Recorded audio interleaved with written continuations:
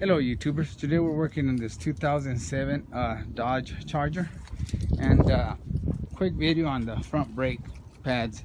We already loosened the bolts, lug nuts while the car was down. Leave it on the ground, just loosen them up and then jack it up. And then I hate these cars, has these lock lug nuts. And then jack the car up from a real solid area on the bottom, like this frame right there, and put some jack stands on it. Don't ever get under a vehicle just with the jack. And you got a pinch wheel down here on all the cars, so set them right there. Then the next thing I do is I want to open the reservoir for the brake fluid, and on this car it's right here on this tab. Open this little tab, it may fall off like that, and open that. That's gonna relieve pressure when you get down there to the brakes and you squeeze the calipers. So just open it and just leave it loose like that. Leave the cap on there, and you can also check and see if it's gonna overflow. And it helps if you get one of these. They're for the babies to clean their snot, and I use these a lot. You know, if it's overflowing when I'm squeezing the caliper, I suck some out, dispose of it, and then when you're done you add some more if you need to. Oh yeah, and always check one wheel first. Don't start taking it all apart. Take the front wheel off, check your brake pads, make sure they match. That way you don't have to take it all apart. Then if it's the wrong brake pads, that's the only vehicle you have. If you're working on your car, you're gonna have to run, put it back together and run to the parts store. So I'm gonna take this wheel, we're gonna match the brake pads and make sure that they're right, because I was just doing a BMW before this car and they gave me the wrong brake pads. And of course, if you have impact tools, that's gonna make the job a lot easier. I don't have one right now, it broke on me, so I'm just gonna take this adapter and put it on a regular drill. And they've got a 1/4 inch, 3/8 and a half drive. And it'll help you do the job faster. And take your lock key for your lug nuts. Oops, gotta be on the reverse side. See how much faster that is? That'll help you get done with the job a lot faster. Well, I'll take these off and start again with the camera. Okay, we got the tire off. Now what you want to do is we're gonna loosen these two nuts or bolts. 1, 2 down here, and those are 13 millimeters. And before you do that, you want to squeeze that caliper in. Take a screwdriver, wedge it in here between the caliper and the brake pad if you can. If not, you'll have to grab it somewhere else. And you pull on it, and see that caliper squeezed in. Now this is loose. It's going to allow you to take it out without having to hassle around with it where it's still too tight. Plus, opening that reservoir made it a lot easier. You don't have pressure holding it. And when you remove these bolts, if you have problems with this nut nut turning, what I do is I just wedge the screwdriver in here and I put pressure, and that usually does it. Sometimes I've had one that's real hard, so you got to find the proper wrench, put it on there, and then wrench these off. All right, let's loosen those. Let me make sure we've got the caliper kind of squeezed in there. Yeah, I think that'll be good enough.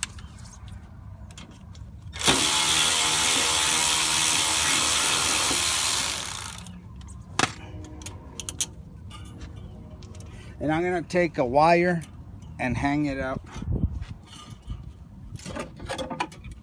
Don't ever let them hang. I mean, I've done it, but it's best not to, you know, especially if it's a customer's car. Okay, now we're gonna check the brake pads. Make sure they match. Yep, that looks like the right ones. Now we can proceed doing both of them. And always look at how you take the brakes off. You know, some of them, most of your brake pads have these wear warning little tabs. That's what warns you that your brake pad's getting thin. It scrapes on there and you hear that squeaky noise. That's telling you, hey, you need brake pads. Some of them have them only on the inner pad or the outer pad, so pay attention to that. And when you take them off, if only the inner one had them, then when you put the new one with the brake wear warnings clip inside. These have them on both, on the inner and the out. As you can see, they're on both sides of the pads. so we don't have to worry, and they match up. Okay, and if you get the hardware, go ahead and change that hardware, which is these little clips right here. A lot of, when you buy brake pads, some of them come with these new, so replace them if you got them. This one didn't come. They got the lowest priced one, so they didn't come. Oh yeah, and I usually put the box came with little grease, but I have my own. Let me show you.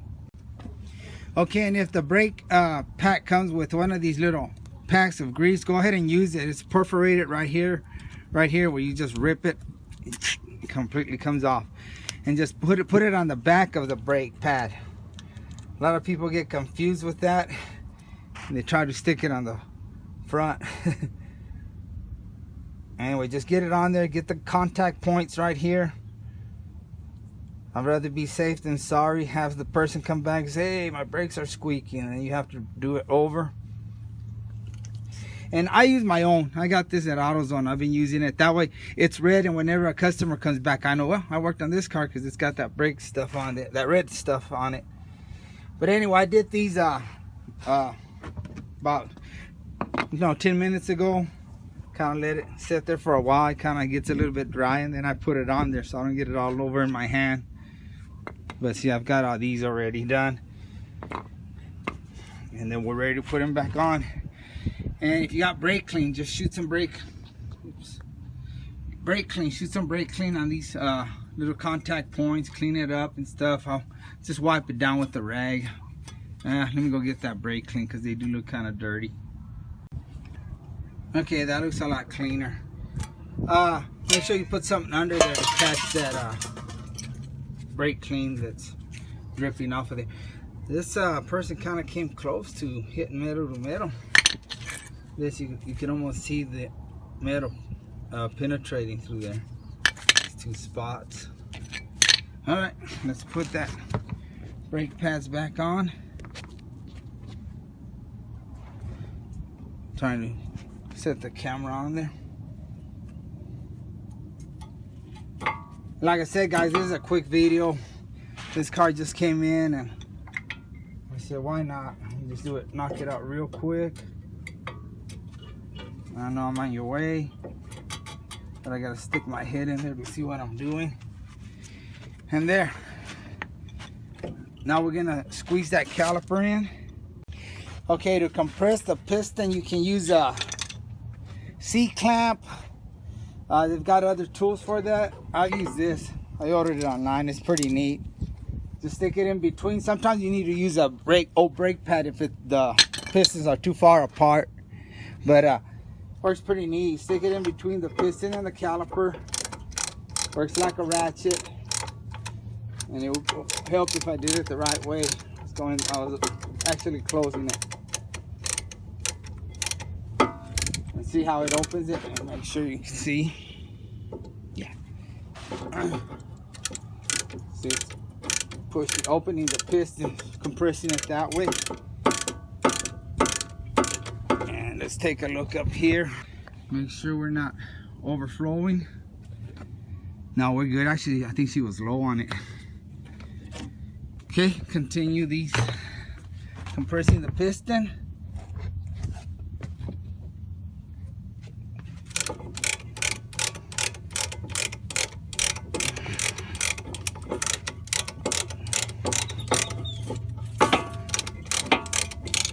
Okay, that's all she wrote.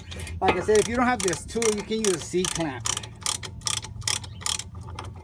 Take the C-clamp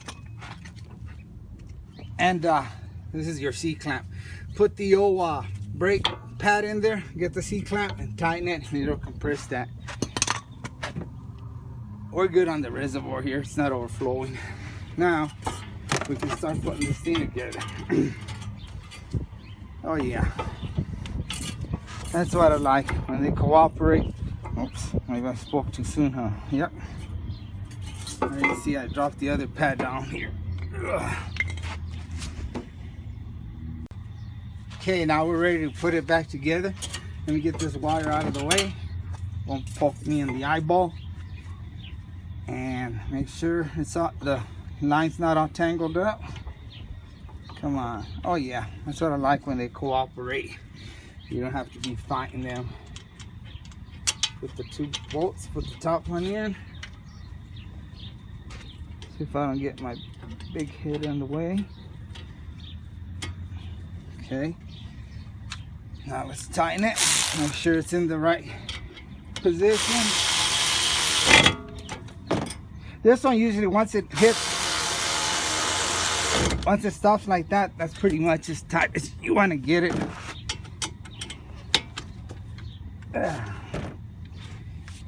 And there. Let's look at the reservoir. Yeah, she's pretty low on it.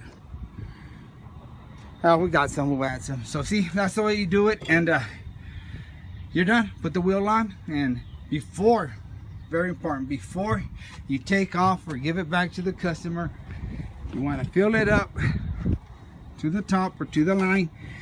And then get in there and pump the brakes. Pump them a few times. Get that brake fluid in the lines.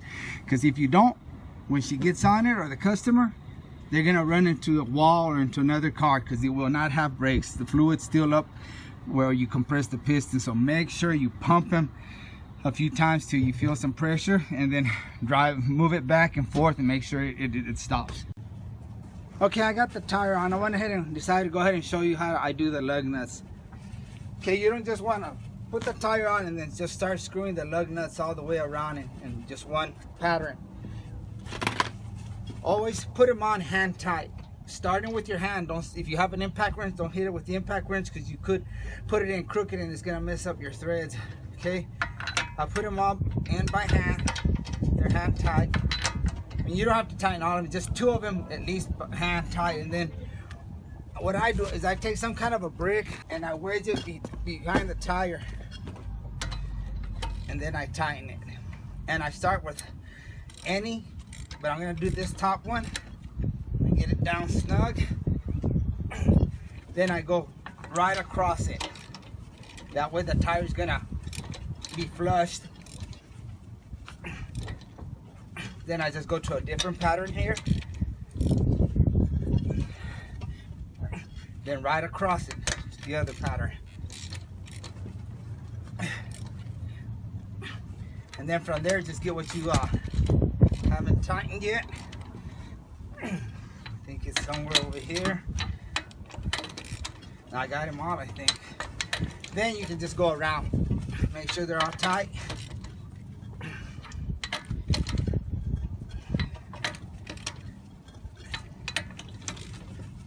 And there, that's how I do it.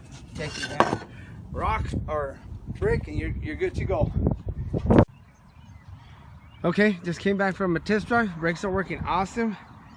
And thanks a lot, guys, for watching. And like always, I appreciate you. Bye-bye.